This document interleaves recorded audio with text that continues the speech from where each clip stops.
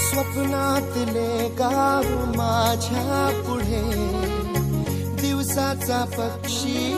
अलगद उडे फणीच्या अंगावरती चिमणीची चिवचिवणारी झाडात लपले सगळे सोयरे